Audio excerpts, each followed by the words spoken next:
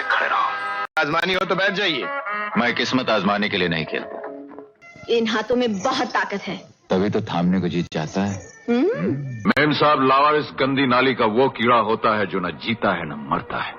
इन सभी डायलॉग्स में अमिताभ बच्चन के अलावा एक और चीज कॉमन है, वह है प्रकाश मेहरा। वही प्रकाश मेहरा जिन्होंने अमिताभ की फ्लॉप फिल्मों की जंजीर तोड़ी थी और उन्हें मुकद्दर का सिकंदर बना दिया, और आगे कई और एक से बढ़कर एक हिट फिल्में दी। लेकिन दोस्तों, खुद प्रकाश मेहरा की माने तो अमिताभ के एक मोनोलॉग ने उन्हें हमेशा के लिए अमिताभ की एक्टिंग का मुरीद बना दिया।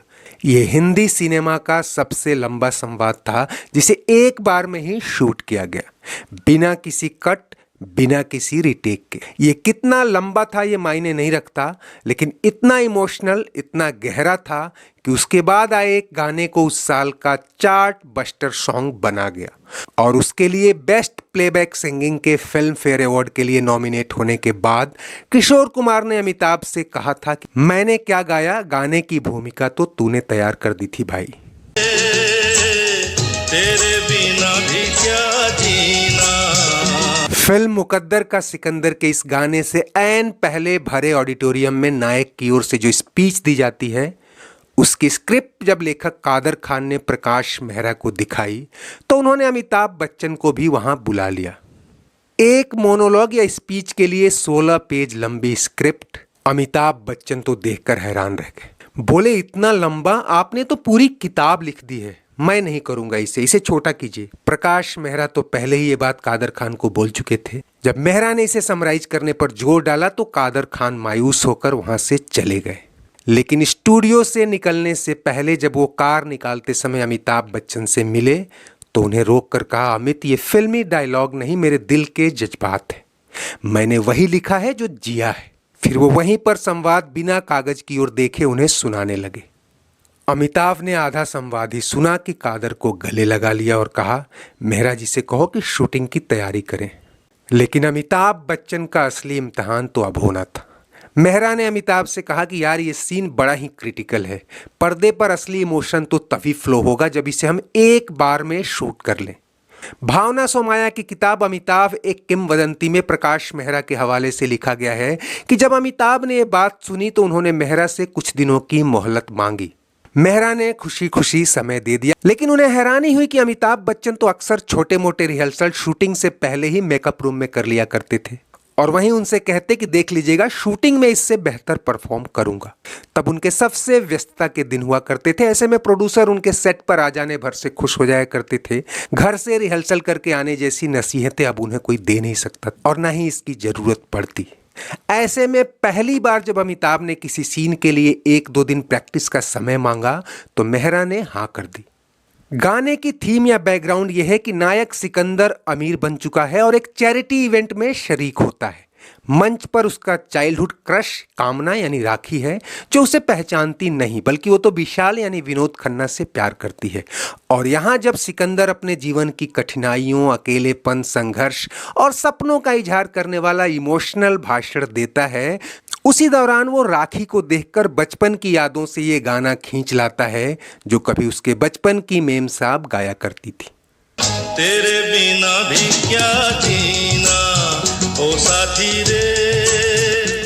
इस गाने के 2 वर्जन हैं जिनके बारे में बाद में बात करेंगे, लेकिन पहले वो स्पीच जिसके बारे में मेहरा ने ये जरूर कहा था कि इसे एक शॉट में फिल्मा लेंगे, लेकिन वो भी मानकर चल रहे थे कि अगर 2-4 टेक लेने भी पड़े तो कोई हर्ज नहीं। लेकिन जब अमिताभ ने सेट पर आते ही कहा कि मैंने इसकी तैयारी कर ली है और हम इसे सिर्फ एक शॉट में फिल्माएंगे, तो प्रोड्यूसर भी अलर्ट हो गए। मुंबई के विले परले स्थित भाई दास हॉल में इस स्पीच की शूटिंग थी। ये जो खचाखच भरी दर्शक दीर्घा आप देख रहे हैं, ये अलग से शूट किए गए कट अवेज से दिखाई गई, लेकिन जब ये स्पीच शूट हुई तब वहां सिर्फ क्रू मेंबर्स थे।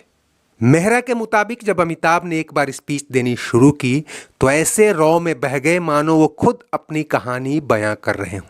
जिस कैमरे से क्लोजअप शॉट लिए जा रहे थे उसके व्यू फाइंडर पर निगाह डाले मेहरा ये देखकर हैरान थे कि अमिताभ के मुंह से निकले एक एक शब्द पर उनके चेहरे का एक्सप्रेशन बदल रहा है, मानो वो अभी रो देंगे।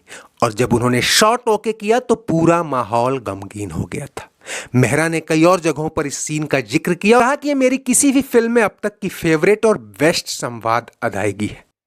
मैंने अगर इन यतीम बच्चों के लिए कुछ दिया है तो अपनी बिरादरी को दिया है, अपने भाइयों को दिया है। और दोस्तों, सच्चाई भी यही है कि ऐसे जज्बाती दृश्यों के दम पर ही ये फिल्म उस साल की टॉप ग्रॉसर फिल्म बनी थी। जिस साल पहले ही डॉन और त्रिशूल जैसी ब्लॉकबस्टर गोल्डन जुबली फिल्में धमाल मचा रही थीं, मुकद्दर का सिकंदर ने तो बॉक्स ऑफिस के हालिया सारे रिकॉर्ड तोड़ डाले थे।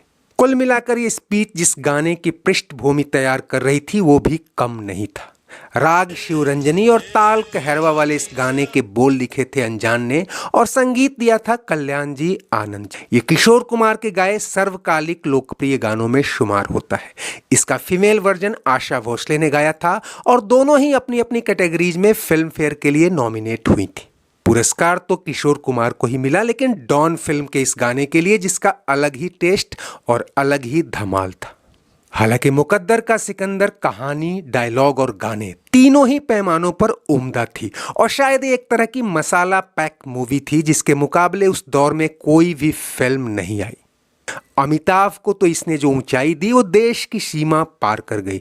मॉस्को में ये फिल्म इतनी पॉपुलर हुई थी कि जब 10 साल बाद अमिताभ अजूबा की शूटिंग के लिए वहां पहुंचे तो पब्लिक एयरपोर्ट से लेकर होटल तक उनका पीछा करती रही। फिल्म के 2 और गाने लाजवाब थे, लता मंगेशकर का ये सोलो और किशोर कुमार लता जी का ये डिवेट। ये दोनों गाने चार्ट बस्टर साबित हुए। और हाँ, हम सबके प्यारे रफ़ी साहब का भी इस फिल्म से कनेक्शन रहा। पूरे ट्रैक पर किशोर दा छाए थे और क्या गजब छाए थे। ऐसे में ये गाना पहले रफ़ी साहब को ऑफर हुआ था, लेकिन उन्होंने खुद कहा कि ये तो किशोर कुमार से ही गवाइए। हालांकि इसी गाने का सैड वर्जन रफ़ी साहब से गवाया गया और उसका अपना ही इम्पैक्ट है।